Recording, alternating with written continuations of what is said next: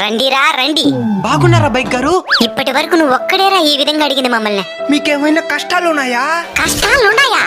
అన్ని కష్టాలే. ఏం కష్టాలటనే? నీకేం కష్టాలో చెప్పరా.